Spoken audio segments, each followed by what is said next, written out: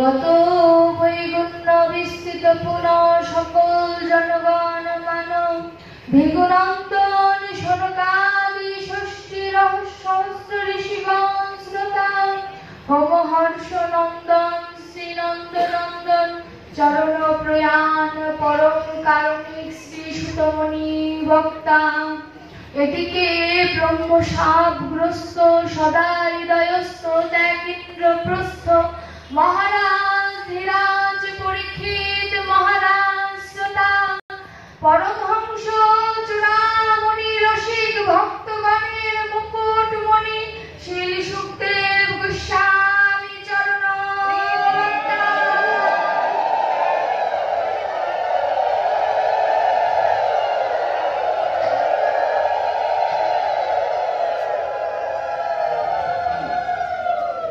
শ্রী শুকবাচ নারায়ণং নমস্কৃত্য নরং চৈব নরোত্তমং দেবীং সরস্বতীং ব্যাসং ততো জয়মুদীরয়েৎ।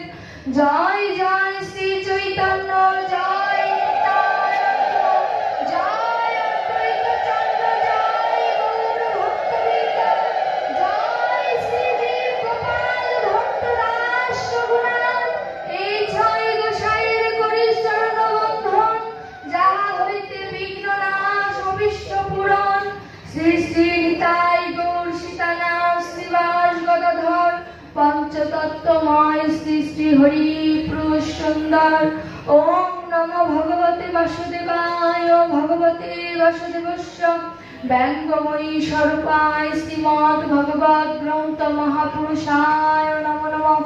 ব্রাহ্মণেভ্যো নমঃ স্বজনেভ্যো নমঃ মাতৃগণেভ্যো নমঃ ভাতৃগণেভ্যো নমঃ পিতৃগণেভ্যো নমঃ বৈষ্ণবেভ্যো নমঃ ভক্তগণেভ্যো নমো নমঃ।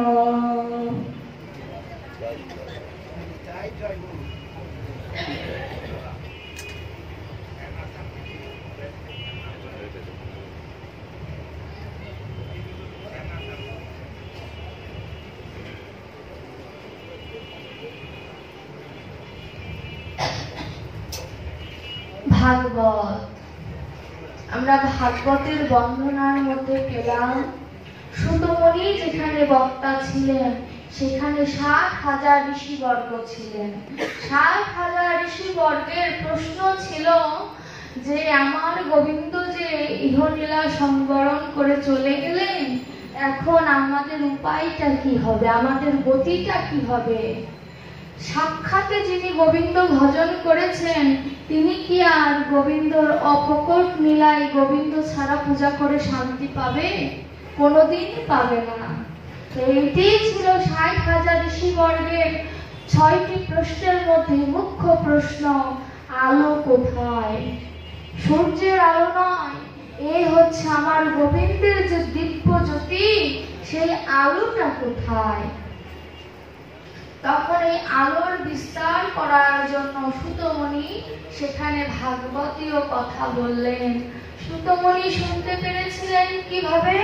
পরীক্ষিত মহারাজ অভিশপ্তগ্রস্ত হয়ে গঙ্গা তীরস্থ যখন হয়েছিলেন তখন সুখদেব গোস্বামীকে গুরুদেবে বরণ করেছিলেন। গুরুদেবে বরণ করার পরে সুতমণি সেখানে উপবিষ্ট ছিলেন। তিনি সুখদেব গোস্বামীর কথা যতটুকু শ্রবণ করেছিলেন তা 60,000 ঋষিবর্গের মধ্যে কিছুটা প্রচারের চেষ্টা মাত্র। সুখদেব গোস্বামী সহ পরীক্ষিত মহারাজকে দেশ দেশান্তরের সকল মুনি ঋষি দেব দেবতা সকলে দর্শন করতে এসেছিলেন। কিন্তু সকল কিছুর মধ্যে পরীক্ষিত মহারাজ সুখদেব গোস্বামীকে চিহ্নিত করে তার কাছে গুরুবরণ করে তার কাছে ভাগবতীয় কথা শুনতে চাইলেন। ভাগবত বললেন যে প্রশ্ন করবে কিভাবে চিনল তাকে? যিনি গুরু গোবিন্দের কথা বলেন, যিনি সদা ভক্ত সঙ্গ করেন, তার বদনের দিকে তাকালেই একবার মধুর কৃষ্ণ নাম বলতে মন চায়। আর যার বদন কোনোদিন কৃষ্ণ বলে নাই তাকে বাহ্যিক ভাবে যতই সম্মান করি, ভেতর থেকে কোনোদিন তার জন্য সম্মান আসে না। ভেতর থেকে সম্মান যেটা আসে সেটাই হচ্ছে প্রকৃত অর্থে সম্মান করা। সুখদেব গোস্বামী ছিলেন কার পুত্র? স্বয়ং নারায়ণের জ্ঞান অবতার ব্যাসদেবের পুত্র, এবং ব্যাসদেবের কাছে ভাগবত উনি নিয়েছেন, সেই ক্ষেত্রে তিনি ব্যাসদেবের শিষ্য বলা চলে। গুরুর বাক্য এবং পিতৃ বাক্য রক্ষা করার জন্য সুখদেব গোস্বামী চলন্ত ভাগবত হয়ে ভাগবত প্রচারের উদ্দেশ্যে বের হয়ে গেলেন। চলন্ত ভাগবত কেন বললেন? পদকর্তা বললেন, শাস্ত্রকর বললেন, যিনি সদা সর্বদা কৃষ্ণ নাম করে সে স্বয়ং চলন্ত ভাগবতে পরিণত হয়ে যায়।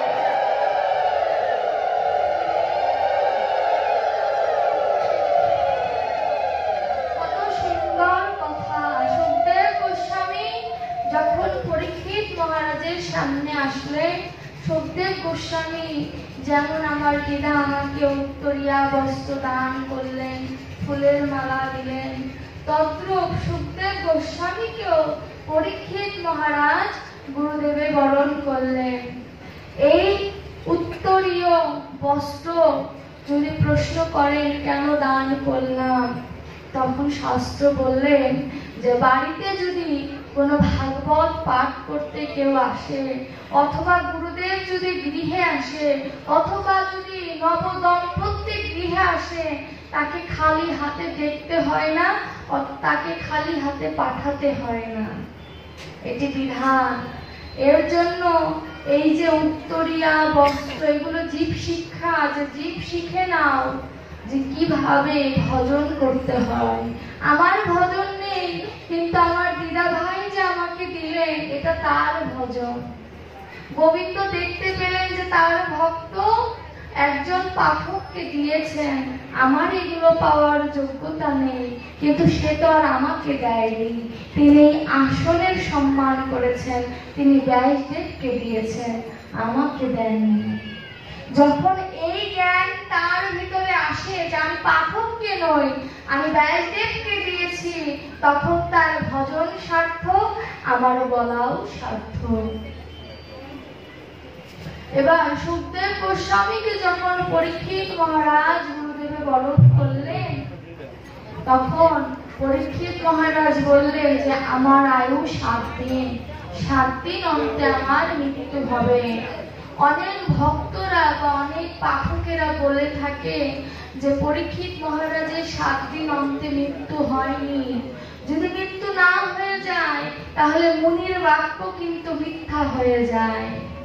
কখনো যা মুনির বাক্য এমনই বাক্য যেমন নারায়ণকে শিলায় পরিণত হতে হয়েছে ভগবান হওয়ার পরে, তত্র ভক্তের অভিশাপ, মুনির অভিশাপ কোনোদিন বিফলে যায় না।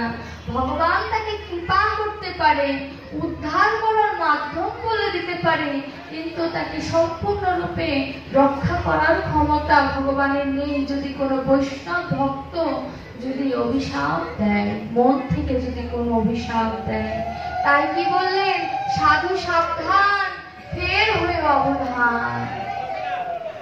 সুখদেব গোস্বামী বললেন যে তোমার প্রশ্ন অতীব উত্তম, যে মৃত্যুকালে আমার কি করণীয়।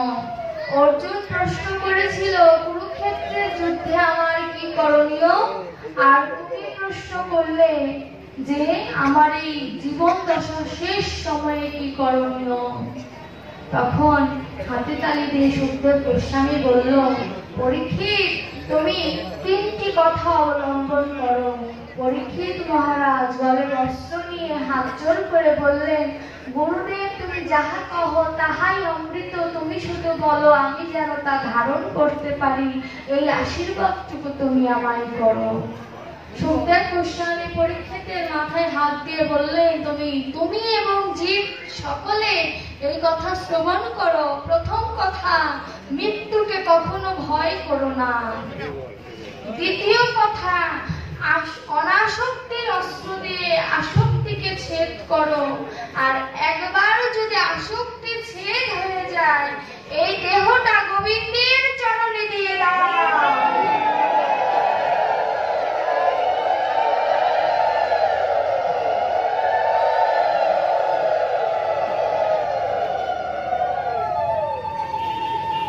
এই কথা বলে সুখদেব গোস্বামী তার ভাগবতের কথা ব্যাখ্যা করতে থাকলেন। 7 দিন কোনো খাওয়া, নিদ্রা, ঘুম, মৈথুন সকল কিছু ত্যাগ করে পরীক্ষিত মহারাজ একই আসনে বসে ভাগবত কথা শ্রবণ করেছেন। এ যেন একটি দুর্লভ দর্শন, কোনো ভাবেই সম্ভব নয়। সেবা বাদে, খাওয়া দাওয়া, ঘুম এগুলো বাদ দিয়ে কেউ কখনো থাকতে পারে না, কিন্তু পারে যদি তাকে গুরুদেব কৃপা করে, যদি গোবিন্দের কৃপা থাকে তাহলে সম্ভব। পরীক্ষিত মহারাজ হচ্ছে তার প্রমাণ। তাহলে আমরা যে ভাগবত সুখদেব গোস্বামী লিখলেন, এই ভাগবত শব্দের অর্থ কি আমাদের জানা অতীব প্রয়োজন। ভাগবত, ভা শব্দের অর্থ ভাতেষু সর্বশস্ত্রেষু, অর্থাৎ সূর্য সম এই ভাগবত। গ শব্দের অর্থ গতির্যস্য অলৌকিকর, লৌকিক থেকে অলৌকিকে নিয়ে যায় আমার ভাগবত। ব শব্দের অর্থ বরিষ্ঠায় সর্বশস্ত্রেষু, সকল শাস্ত্র অপেক্ষা ভাগবত শ্রেষ্ঠ। ত শব্দের অর্থ তরুণী ভবাম বুদ্ধি, আমার মতো কলিহত জীবের জন্য তিনি হচ্ছেন তরুণী, অর্থাৎ নৌকা। কেউ যদি ভাগবতের একটি শ্লোকের একটি অংশ বা একটি শব্দ যদি মন থেকে স্মরণ করে, যদি হে গোবিন্দ তোমার হলাম বলে যদি একবার সমর্পণ করে, ভগবানের সাধু সাধু বলে গ্রহণ করে,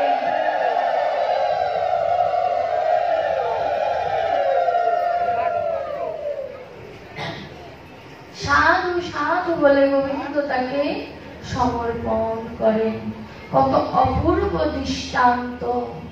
ভাগবতের শব্দের অর্থই আমাদের জানিয়ে দেন যে ভাগবত অধ্যয়ন করলে, ভাগবতকে স্মরণ করলে আমরা কি পাব। ভাগবতের 12 স্কন্ধ, 16,000 শ্লোক। যদিও 16,000 শ্লোক পাওয়া যায় না, অনেক শ্লোক এখন খুঁজে পাওয়া যায় না।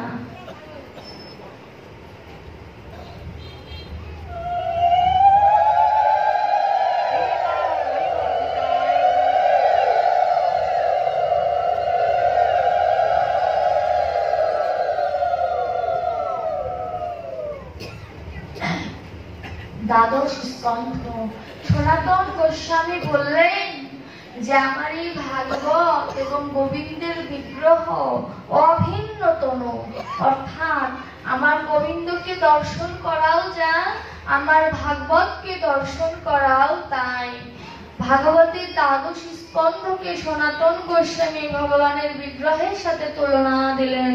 বললেন প্রথম এবং দ্বিতীয় স্কন্ধ ভগবানের চরণ, তৃতীয় এবং চতুর্থ স্কন্ধ ভগবানের উরু, পঞ্চম এবং ষষ্ঠ স্কন্ধ ভগবানের পার্শ্বদেশ, সপ্তম এবং অষ্টম স্কন্ধ ভগবানের বাহু, নবম স্কন্ধ ভগবানের হৃদয়, একাদশ স্কন্ধ ভগবানের কপাল, দ্বাদশ স্কন্ধ ভগবানের মস্তক।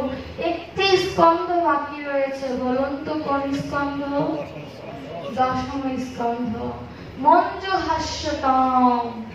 অর্থাৎ নবম স্কন্ধ পর্যন্ত যখন আমরা স্মরণ করলাম, মণিগণ যখন স্মরণ করলেন, তখন মণিবর প্রশ্ন করলেন যে আমার গোবিন্দ অস্ত্র ধরতে জানে, আমার গোবিন্দ কৃপা করতেও জানে, কিন্তু আমার গোবিন্দের মুখে কি হাসি আছে? মঞ্জুহাস্যতম, তার মুখে কি হাসি আছে? তিনি কি হাসতে জানেন? যখন বললেন তখন সুখদেব গোস্বামী বললেন, সুতমণিও বললেন যে হ্যাঁ আমার গোবিন্দ হাসতে জানে। এমনই মধুময় তার হাসি, বদনম মধুরম বপহু মধুরম। তার এত মধুর হাসি যে তার দিকে যদি কেউ একবার নয়ন দেয়, সে সেখান থেকে কখনো নিজেকে গুটিয়ে আনতে পারবে না। গুটিয়ে কেন? অর্থাৎ কেউ যদি তার অধরের দিকে বা বদনের দিকে যদি নয়ন দেয়, আপনা আপনি তার দেহ সমর্পণ হয়ে যাবে। মুখে তাকে আর বলতে হবে না যে গোবিন্দ নিজেকে সমর্পণ করে দিলাম।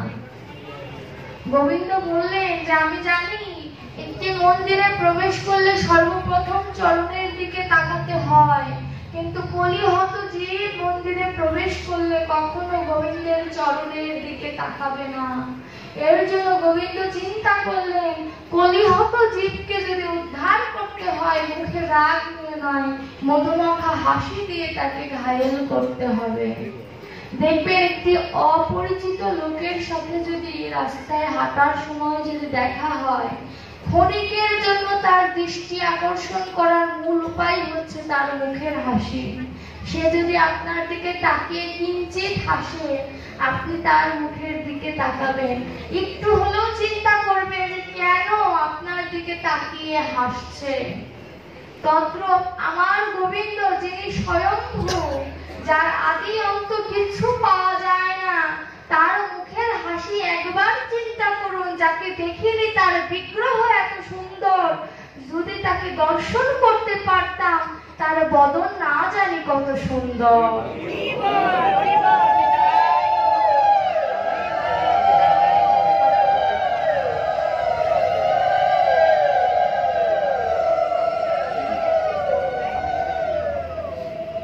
ভগবান এই মুখ মিশ্রিত বাণী এত মধুর যে তা যদি কেউ একবার স্মরণ করে, কেউ যদি হৃদয়ে ধারণ করে, তার মুখের হাসি তাই সেই ভক্তের হৃদয়ে সর্বদা লেগে থাকে। আমার দাদু ভাই যে কথাটা বললেন যে কৃষ্ণ নামের যে মহিমার কথা, আমি এই উপাখ্যানে একটু পরে আসবো, কারণ ভাগবতের একটি ধারা আছে, একটু নতুনত্ব না দিলে ভক্তদের ভালো লাগবে না। এর জন্য আমি নিজে ব্যক্তিগতভাবে একটু চেষ্টা করি আগের প্যান্ডেলে যা বলেছি তার থেকে, যেমন পরীক্ষিতের কথাটা চেঞ্জ করার কোনো সুযোগ নেই, কিন্তু কিছুটা নতুনত্ব পাঠে রাখার চেষ্টা করি, কারণ ইউটিউবের যুগ তো, সবাই পাঠ শুনে। এর জন্য আমি দাদুর যে আমাকে যে অনুরোধ জানিয়েছে, আমি কিছুটা পরে সেই কথাটা আবার স্মরণ করব। তো এই যে ভগবানের মুখ মিশ্রিত বাণী, এটি শুনবো কেন? ভক্তের কি প্রয়োজন এটি যদি বলি, ডক্টর মহানামব্রতজি বললেন, ইটের সাথে যদি ইট রাখি তাহলে তা ইটের পাজা হয়, তা কিন্তু বাসযোগ্য হয় না। তদ্রূপ তার ভিতরে কি দিতে হয়? সিমেন্ট নামের মশলা যদি দিয়ে দুটিকে একত্র করা যায়, তবে তা বাসযোগ্য ঘরে পরিণত হয়, ইমারতে পরিণত হয়। তদ্রূপ এক ভক্তের পাশে আরেকটি ভক্ত বসলেই তা সাধুর সঙ্গ হয় না। যদি সেই ভক্তের সাথে যদি মধুমাখা আলিঙ্গন করা না যায়, তা নববৃন্দাবনে পরিণত হয় না।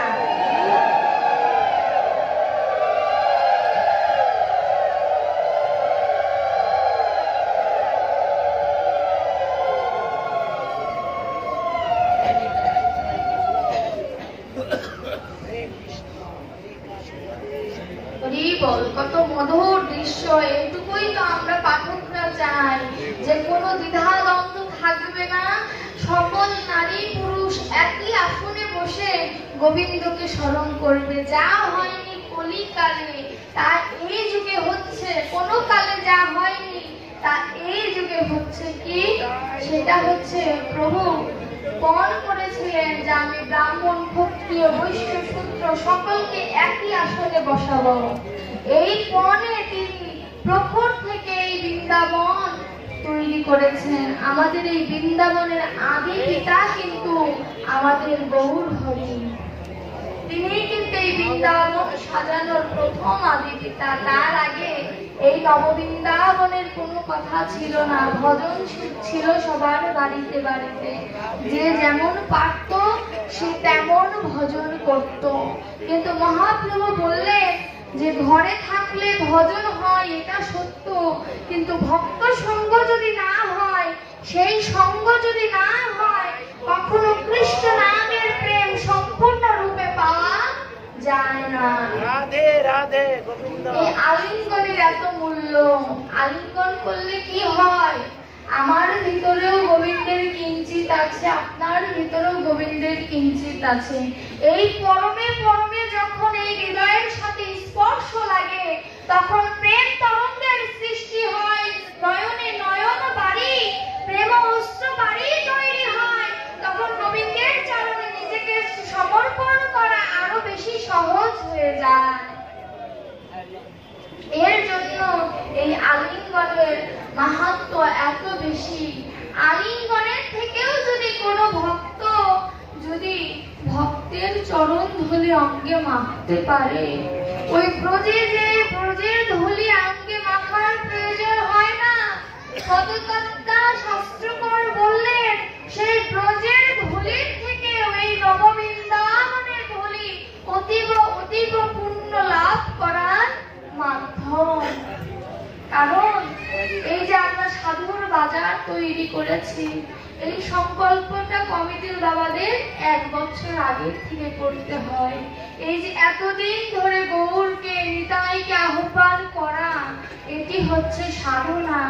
আর ভগবান 1 বছর পরে সময় মতো যে আসেন, আমাদেরকে সহ নিয়ে আসেন, এটি হচ্ছে ভগবানের করুণা।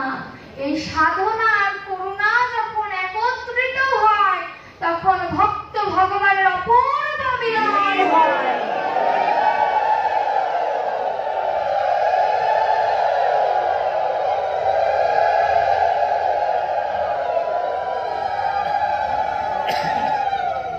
এই মিলনের জন্যই আমরা সকলে এসেছি। এই মিলনের জন্যই আমাদের বারে বারে পৃথিবীতে বিভিন্ন ভাবে জন্ম লাভ করা। এই 84 লক্ষবার জন্মের মূল উদ্দেশ্য এই মানব জন্ম। ভাগবতে বললেন, দুর্লভ দুর্লভ এই মানব জন্ম। এই মানব জন্মকে বৃথা যেতে দিও না। এই মানব জন্ম যদি কেউ একবার হৃদয়ের মধ্যে গোবিন্দকে স্মরণ করতে পারে, গোবিন্দ তাকে কোনোদিন ফেলে যায় না। ইহজগতের প্রত্যেকে মায়ায় আবদ্ধ থাকে। মায়া যদি কেটে যায়, সে তার কাছ থেকে দূরে চলে যায়। কিন্তু আমার ভগবানকে যদি কেউ একবার বাঁধতে পারে, ভগবানকে ডাকা যদি আমি কোনোদিন ভুলে যাই, বা ভক্ত কোনোদিন যদি ভুলে যায়, ভগবান সেই ভক্তকে কোনোদিন ভুলে না। এমন বান্ধব এই ত্রিভুবনে নাই। দয়ালু শরণং ব্রজে, তার মতো দয়ালু এই ত্রিভুবনে নেই, বিশ্ব ব্রহ্মাণ্ডে নেই। এর জন্যই তো আমরা সকলে গোবিন্দকে এত ভালোবাসি, তাই গৌরকে এত ভালোবাসি। ভাগবতে প্রবেশ করতে গেলে সর্বপ্রথম আমাদের গৌর চন্দ্রিকা চৈতন্য চরিতামৃতে প্রবেশ করতে হয়। সেই চৈতন্য চরিতামৃত, কারণ গৌর যদি না আসতেন আমরা এই ভাগবত পেতাম না। যিনি আমাদের এই ভাগবত দিয়েছেন, তাকে যদি স্মরণ না করি, তাহলে তো আমাদের পুণ্য লাভ হবে না, গোবিন্দকে গৌরকে পাওয়া হবে না। এর জন্য চৈতন্য চরিতামৃতের কোনো একটি উপাখ্যান আগে স্মরণ করে, তারপরে ভাগবতের কোনো স্কন্ধের একটি অধ্যায়ে প্রবেশ করতে হয়। কিন্তু আজকালকার যুগে আমরা পাঠকরা, আমাদের নামটাও যেমন পাঠক দিয়েও যাচ্ছি ঠক। সত্যিকার অর্থে আমি চাই, আমি কি বড় পাঠকই কি? আপনারা ভক্তরা পাঠকদের কাছে আদায় করে নেবেন। একটা কথা বাবা মনে রাখবেন, ধর্মীয় আলোচনা আর ভাগবত আলোচনা কিন্তু এক না। কিন্তু আজকের যুগে পাঠকরা ধর্মীয় আলোচনাই করে, যত বড় পাঠকই হোক আর ছোট পাঠকই হোক। ধর্মীয় আলোচনা করার প্রয়োজন আছে, আমি যে বলছি না বা আমি যে বলি না তা নয়, কিন্তু ভাগবতের সূত্র ধরে বলতে হবে। আমি 2 ঘন্টা পাঠ করলাম, 2 ঘন্টায় ধর্মীয় আলোচনা করলাম, তাহলে আমি গোবিন্দকে 2 ঘন্টা কোথায় রেখেছি? আমি যে গোবিন্দকে আহ্বান করলাম, গৌরকে যে আহ্বান করলাম, এই 2 ঘন্টা আমি কোথায় গৌর গোবিন্দকে রেখেছি? যদি কোনো ভক্ত প্রশ্ন করে, সেই পাঠক উত্তর দিতে পারবে না। এর জন্য বাবা আপনাদের সকলের কাছে নিবেদন, পাঠক যখন আসবে তাকে সাদরে বলবেন, খারাপ ভাষায় নয়, যে বাবাজি ধর্মীয় আলোচনার পাশাপাশি আমরা ভাগবতের মধুর কথাও শুনতে চাই, ভাগবতের কথাও আমরা শুনতে চাই, সেই কথা থেকে আমাদেরকে দূরে রাখবেন না। পাঠকরা সব পারে, তিনি এমন নয় তিনি ভাগবত জানে না, কিন্তু আজকালকার যুগে